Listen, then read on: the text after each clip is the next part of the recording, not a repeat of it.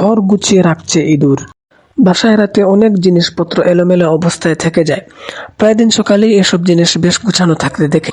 এতে ধন্দে পড়ে যান যুক্তরাজ্যের ওয়েলসের অবসরে যাওয়া ডাক বিভাগের কর্মকর্তা রডনি হলব্রুক। বিষয়টি নিয়ে তিনি বেশ কৌতূহলী হয়ে পড়েন। কে তার জিনিসপত্র গুছিয়ে দিয়ে যায়? বিষয়টি ধরতে তিনি ক্যামেরা বসালেন। সাদাকালো ভিডিও চিত্রে যা ধরা পড়ল তা দেখে তিনি রীতিমতো হতভম্ব। তাকে সাহায্যকারী বন্ধু আর কেউ নয়, একটি ছোট্ট ইঁদুর। তিনি যেখানে কাজ করেন সেই টেবিলে থাকা জিনিসপত্র একটি ছোট্ট বাক্সে গুছিয়ে রাখছে ইঁদুরটি। টানা 2 মাস ধরে কাজ করে চলেছে সে। রডনি এখন বন্যপ্রাণী আলোকচিত্রী হিসেবে কাজ করেন। তিনি বলেন, তিনি যেসব জিনিসপত্র অগুছালো করে রাখেন, পরদিন তা আবার ইঁদুরটিকে একটি বাক্সে তুলে রাখতে দেখেন তিনি।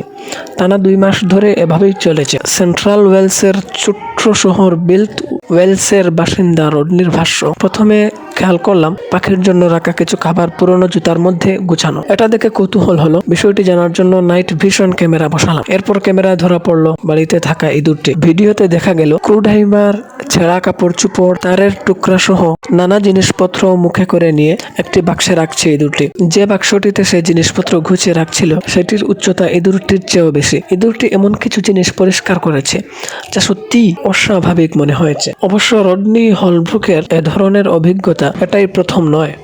তিনি বিবিসিকে দেওয়া এক সাক্ষাৎকারে বলে, 2019 সালে রাতে দেখার ক্যামেরা নাইট ভিশন বসিয়েছিলেন। সেখানেও তিনি একটি ইঁদুরকে এভাবে তার বন্ধুর বাসায় জিনিসপত্র গুছিয়ে রাখতে দেখেছিলেন।